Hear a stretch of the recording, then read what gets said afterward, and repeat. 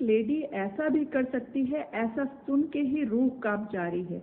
लेकिन ये सच बात है कि मुस्कान नाम की एक लेडी ने अपने पति का कत्ल किया इतनी बेरहमी से कि जिसको सिर्फ सुन के ही रोगंटे खड़े हो जा रहे हैं।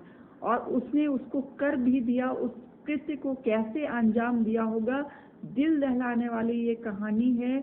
और कहाँ जा रही हैं ये औरतें, इतना क्यों गिर रही हैं?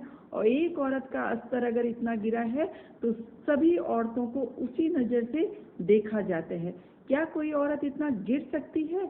आइए देखें कि मुस्कान ने क्या किया है, कैसे कैसे किया। और उसी की कहानी, अभी ये 2-4 दिन पहले की कहानी है, उसी की कहानी मैं आपको बताने जा रही हूँ कि उस लेडी ने अपने पति का कत्ल इस बेरहमी से किया, और सिर्फ इसलिए कि वो अपने बॉयफ्रेंड के साथ, लवर के साथ बहुत अच्छे से गांजा फूंक सके, ड्रग्स का सेवन कर सके। सिर्फ यही एक कारण लगता है, क्योंकि जिस अपने पति को मारा है उसने, वो पैसे से भी अच्छा था और उसको बहुत ही ज़्यादा प्यार करता था। लेकिन जब इंसान के ऊपर ड्रग्स का नशा छाता है, जब किसी तरह का नशा होता है और उसे लगने लगता है कि अब उसके नशे में वो बंदा बाधक बनने वाला है, तो इस तरह का स्वाभाविक है, एक नशेड़ी के लिए इस तरह का काम करना स्वाभाविक है। तो उस लड़की को, उस औरत को, उस लेडी को अगर नशेड़ी कहा जाए तो कम ना होगा, गलत ना होगा। तो वो जो नशेड़ी औरत थी उसका नाम था मुस्कान, और उसने कैसे कैसे स्वांग रचा वो इस कहानी के जरिए हम जानेंगे, जो कि एक सच्ची कहानी है। एक लड़की होती है जो एक रात अपने घर से भाग जाती है और अपने बॉयफ्रेंड को फ़ोन करती है कि जल्दी आओ, नहीं तो मुझे जिंदा नहीं पाओगे, मैं मर जाऊंगी, क्योंकि मेरे माता पिता कहीं और शादी करने की बात कर रहे हैं। अब वो सच बोल रही थी या झूठ बोल रही थी ये तो भगवान ही जाने, लेकिन उसने इस तरह से ही अपने नेवी में काम करने वाले बॉयफ्रेंड को बुलाया, जो कि लंदन में काम करता था, और फिर वो लंदन से भाग के आया क्योंकि वो उस लड़की को बहुत ज़्यादा प्यार करता था। उसने अपनी नेवी की जॉब छोड़ के और इस लड़की से वो शादी कर लेता है। फिर वो लड़की को ससुराल लेके, अपने घर लेके जाता है, जो कि उस लड़की का ससुराल होता है। उस ससुराल में थोड़े दिन रहने के बाद घर वालों से भी उसकी नहीं पड़ती, ना तो लड़की सहज महसूस करती है अपने ससुराल में, ना ससुराल वाले सहज महसूस करते हैं उसके साथ रहने में, क्योंकि उसका रंग ढंग जो होता है वो ससुराल वालों को पसंद नहीं आता और उसे ससुराल वालों का रंग ढंग पसंद नहीं आता। तो इसी तरह से रोज रोज लड़ाई झगड़ों से परेशान होके, रोज रोज के लड़ाई झगड़ों से परेशान होके वो लड़का उसको अलग लेके रहने लगते हैं। जब वो उसको अलग लेके रह रहा होता है और इधर उसकी नौकरी भी छूट जाती है, तो वो दिल्ली में कोई छोटी मोटी नौकरी कर लेते हैं, और उस नौकरी करने के दौरान ही वो एक किराए पे मकान भी लेते हैं, जिसमें वो अपनी पत्नी, जो अब उसकी पत्नी बन चुकी थी, मुस्कान के साथ रहने लगते हैं। और जो मुस्कान होती है उसके उसी तरह से रंग ढंग होते हैं, पैसे उड़ाना, उसको पैसे की कमी पड़ती है हमेशा, तो क्योंकि उसको बहुत घूमने का शौक था, घर में खाना नहीं बनाती थी, सिर्फ मंगा के ही खाती थी, तो इस तरह से पैसे की बहुत ज़्यादा ज़रूरत पड़ती थी। तो उसका पति तो अच्छा पढ़ा लिखा था, तभी तो वो मर्चेंट नेवी में काम करता था, लेकिन वहाँ की जॉब छोड़ने के बाद भी वो ट्राई करता रहा, और एक बेकरी में, बेकरी से उसको बुलावा आ जाते हैं, जो कि लंदन में ही होती है। तो वो फिर वहाँ काम करने के लिए चला जाता है, अपनी पत्नी को बोलता है कि तुम मायके में रह लो या फिर ससुराल में रह लो। तो ससुराल उसको जाना नहीं था मुस्कान को, जो वो लड़की होती है, हत्यारी होती है, और सोचती है कि मायके में जाऊंगी तो माता पिता रोक टोक करेंगे, और ये अपने मन से 10 बजे 11 बजे सो के उठती थी, फिर घूमने जाती थी, खाना नहीं बनाती थी। तो इस तरह के जो रंग ढंग है वो कोई भी माता पिता भी बर्दाश्त नहीं कर सकते, तो उसको ये अच्छी तरह से मालूम था। तो उसने अपने पति से कहा, नहीं मैं अकेली रह लूँगी। लेकिन उस दौरान जब उसके पति का कॉल आया था बेकरी में काम करने के लिए लंदन से।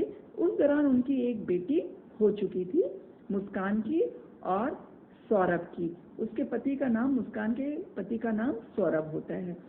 तो वो अपनी पत्नी और बच्ची को जब वो जिद करती है कि नहीं, मैं ना तो मायके जाऊंगी ना ससुराल जाऊंगी, मैं यहाँ रह लूंगी अच्छे से, आप जाओ, तो तसल्ली देने के बाद फिर वो चला जाता है कमाने और वहां से वो पैसा भेजता रहता है मुस्कान को। अब मुस्कान यहाँ पे जब फ्री का पैसा इतना उसको मिल रहा है तो और भी ज़्यादा वो पैसे उड़ाने लगती है।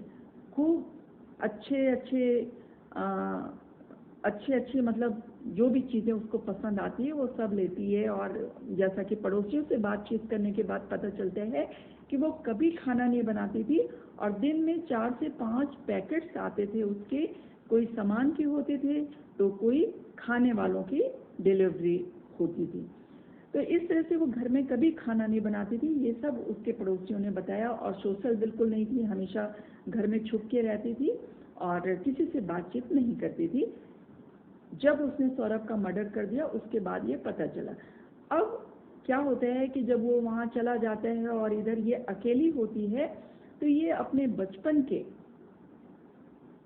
एक फ्रेंड से मिलती है जिसको कि वो पहले से ही क्लास सिर्फ 8 तक पढ़ी होती है। ये लड़की 9th में फेल हो जाती है मुस्कान, तो उसके बाद पढ़ना छोड़ देती है।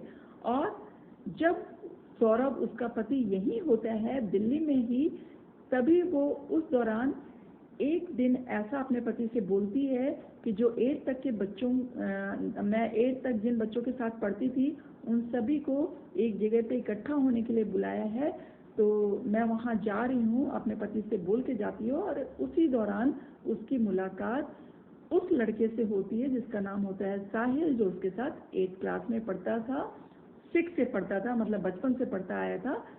तब उन दोनों की दोस्ती हो जाती है। और जब उसका पति चला जाता है विदेश, सौरभ, तो उस दौरान इनका मिलना जुलना और भी ज़्यादा हो जाता है। और इसी दौरान उसको गांजे की आदत लग जाती है, क्योंकि जो साहिल होता है शायद वो नशा करता है, गांजे का नशा करता है और भी शायद इंजेक्शन भी लेते थे ये लोग, इस तरह की खबरें आ रही हैं। तो उस लड़के की दोस्ती में इसको गांजा फूकने को मिलता है और नशा करने को मिलता है, जिससे इसका जो सोचने समझने की शक्ति होती है धीरे धीरे क्षीण होती जाती है। और फिर इसके दिमाग में ये खटकने लगते हैं कि जब इसका पति आएगा तो इसको नशा वगैरह करने नहीं देगा। और होता भी वही है। एक दिन इसके बर्थडे पे इसका पति आ जाता है, सरप्राइज देता है, और उस दिन का भी वीडियो वायरल हुआ है। उसमें इसका पति अपनी पत्नी के साथ, अपनी बेटी के साथ पहले पत्नी का बर्थडे मनाते हैं, फिर उसके कुछ दिन बाद बेटी का भी बर्थडे मनाते हैं और खूब अच्छा डांस कर रहा होता है।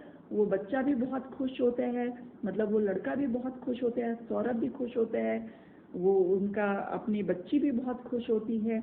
और जो ये दुष्ट लेडी होती है, हत्यारी लेडी होती है, जो बाद में अभी अपने पति का कत्ल करने वाली है, ये भी ये दिखाती है कि बहुत ज़्यादा खुश है उस दौरान, क्योंकि वीडियो में बहुत हंसती और खुश दिखती हुई डांस कर रही है। धीरे धीरे 1-2 दिन टाइम बीतता है। इसकी प्लानिंग पहले से ही थी कि जब इसका पति आएगा, नशा करने नहीं देगा वैसे भी, तो उसने पहले से ही प्लान कर लिया था कि मेरा पति आएगा तो उसको रास्ते से हटाना है। और उसने डॉक्टर के यहाँ जाके ये बहाना बनाया, क्योंकि इसे मालूम था कि कोई भी मेडिकल स्टोर ऐसे दवा नहीं देगा बिना डॉक्टर के प्रिस्क्रिप्शन के।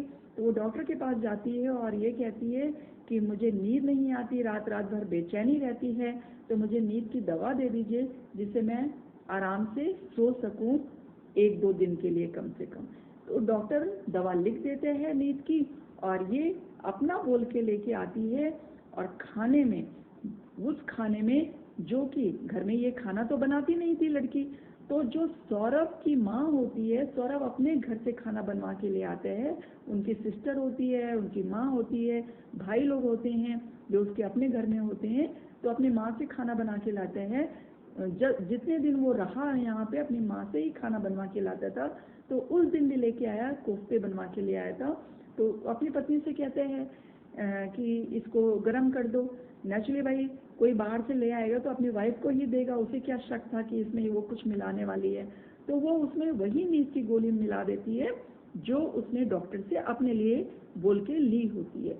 और जब सौरभ को वो खिलाती है और सौरभ उसको खा के गहरी नींद में हो जाते हैं, तब ये अपने बॉयफ्रेंड साहिल को बुलाती है जिसके साथ ये नशा किया करती थी, और उसको बुला के इतनी बेरहमी से कत्ल करती है कि पहले खुद उसके ऊपर बैठ के उसके सीने में चाकू भोंकती है, जो कि ये बाहर से खरीद के पहले से ही रखी होती है, क्योंकि इसे प्री प्लान ये मर्डर था। इसने पहले से सोच रखा था कि मुझे अपने पति को रास्ते से हटाना है।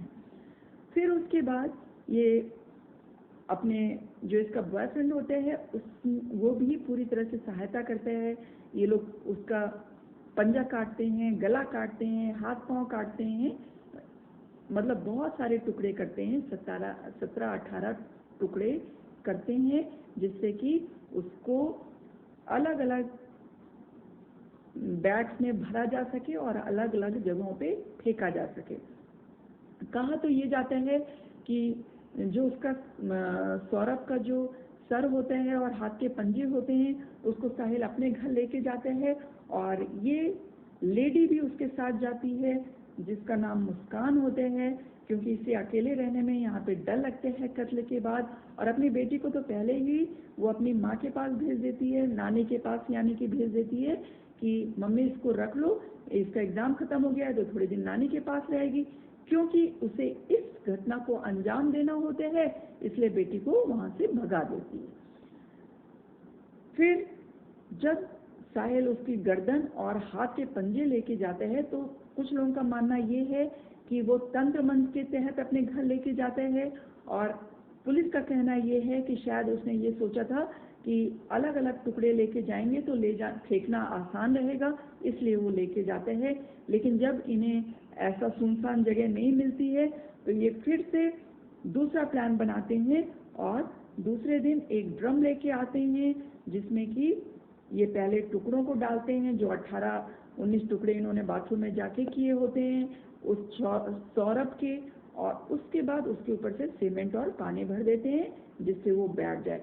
फिर ये दुष्ट लड़की क्या करती है, दुष्ट औरत क्या करती है कि अपने बॉयफ्रेंड के साथ जाती है और कहाँ कहाँ घूमने, मनाली, हिल स्टेशंस, ये बहुत सारे हिल स्टेशंस जाती है और खूब घूमती है, खूब पिक डालती है, और सबको गुमराह करने के लिए सौरभ के फोन से ही पिक पोस्ट करती है, जिससे कि उसके माँ बाप को उसके ये लगे कि सौरभ जिंदा है और घूमने गया है, क्योंकि सौरभ ने कुछ दिन पहले अपने घर में बताया था कि मैं घूमने भी जा सकता हूँ। ये बराबर सौरभ के फोन से चैट करती रहती है घर वालों को, जिससे ये लगे कि सौरभ ठीक ठाक है, घूमने में बिजी है।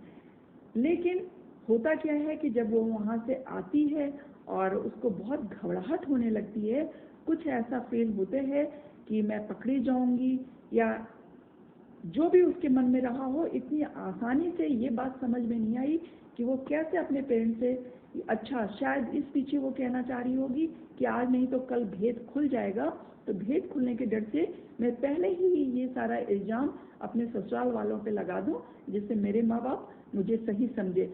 जो भी उसके मन में डर रहा हो वो अपनी मम्मी पापा से जाके रो रो के कहती है कि मम्मी पापा, सौरभ जो कि मेरे साथ घूमने गया था, उसको उसके ही मम्मी पापा और भाई ने मार दिया। ये कह के उसको जिद कर रहे थे कि इस लड़की को तलाक दे दो। जब सौरभ ने मना किया कि मैं इसको तलाक नहीं दूंगा, तो उन्होंने सौरभ का कत्ल कर दिया। सौरभ का कत्ल उसके ही परिवार वालों ने कर दिया, और रो रो के मम्मी पापा से ये बोल रही थी। तो उसके मम्मी पापा अपनी बेटी को जानते थे, क्योंकि पहले से वो घर से भी भाग चुकी थी। जो उसने पहली शादी की थी, सौरभ से जो शादी की थी, वो भी अपने माँ बाप के अगेंस्ट में ही जाके की थी, घर से भाग के की थी, और बहुत सारे ऐसे उसने कर्म किए हुए थे कि जिससे उसके माँ बाप को ये यकीन नहीं हुआ कि उसके ससुराल वालों ने ये किया होगा, क्योंकि ससुराल वाले बहुत प्यार करते थे। लड़के के जो घर वाले थे वो बहुत प्यार करते थे अपने बेटे को, तो उन्हें ये लगा कि मेरी लड़की वैसे ही दुष्ट है, शुरू से ही इसने इतने सारे काम किए हैं, तो उन्हें डाउट था और उन्होंने बहुत सख्ती से पूछा कि बताओ, अगर तुम सब सच बता दोगी तो हम तुम्हारा साथ देंगे और तुम्हें पुलिस से भी बचा लेंगे, सच बताओ सच क्या है, क्योंकि उन्हें थोड़ा उसके हाव भाव से शक हो गया था। फिर उसने सच्चाई बताई कि पापा, मैंने ही उसका कत्ल किया है और ऐसे ऐसे किया है, पहले मैं ये लाई वो लाई और इस तरह से किया, ऐसा सोचा था वैसा सोचा था, उसने सारी चीज़ें बता दी। और फिर उसके पापा उसको स्कूटर पे बैठा के लेके पुलिस स्टेशन जाते हैं और पूरी वहाँ पे बात बताते हैं। इतनी बेरहमी से जिस लेडी ने मारा, अभी भी पुलिस, जो कि खुद कबूल कर रही है कि मैंने मारा, अभी भी पुलिस ये सबूत जुटाने में और हमारे कानून जो न्याय व्यवस्था है ये अभी भी सबूत जुटाने में, कि जब वो खुद पति पत्नी कह रहे हैं, जो उसका बॉयफ्रेंड है साहिल, जिससे कि सुना है कि बाद में उसने शादी कर ली थी और उसके साथ घूमने गई थी, और मुस्कान, जो दो लोग खुद कह रहे हैं कि हमने कत्ल किया था, तब भी उसमें पुलिस को और न्याय व्यवस्था को कुछ लोचा दिख रहा है कि उसके मम्मी पापा भी शामिल हो सकते हैं। अब उनसे भी पूछताछ कर रही है, जबकि उसके मम्मी पापा चीख चीख के कह रहे हैं कि इसमें हमारा हाथ बिल्कुल नहीं था, वरना हम क्यों अपनी बेटी को वहाँ ले आते, क्योंकि हम भी ना फंस जाएं। इस वजह से हमने सोचा कि मेरी बेटी ने अगर इस तरह का कृत्य किया है तो हमें जल्दी से जल्दी बताना चाहिए। लेकिन अब हमारी जो न्याय व्यवस्था है, कानून व्यवस्था है, अब इसमें तो सालों साल पहले तो यही पता लगाने में, मतलब पता चल जाने के बाद भी पता नहीं क्या पता लगाना बाकी रहता है, कि वो सालों साल मुकदमा चलता रहता है। फिर एक दिन सब छूट जाते हैं, कातिल छूट जाते हैं, केस रफा दफा हो जाता है और फिर से सब कुछ सामान्य हो जाता है। इतना कुकर्म करने के बाद भी इसमें कोई आश्चर्य नहीं होना चाहिए आप लोगों को, अगर वो लेडी एक दिन पता चलता है कि छूट गई जेल से, और वो बेरहम जो हत्यारा है साहिल, वो भी छूट जाता है, क्योंकि इतनी लचर व्यवस्था है जो कानून की, उसमें सदियों लग जाते हैं एक छोटा सा फैसला करने में। बहुत आश्चर्य की बात होती है कि जब खुद हत्यारे कह रहे हैं कि हमने हत्या किया, चाहे जिस वजह से, तो इसमें तुरंत कार्रवाई क्यों नहीं की जा सकती। इसीलिए कानून व्यवस्था से भरोसा उठता जाता है आम लोगों का। आप लोगों का इस कहानी के बारे में क्या कहना है? उस लेडी की निर्दयता को देख के आप लोगों के मन में क्या बात आती है? कृपया आप लोग भी शेयर करें। धन्यवाद।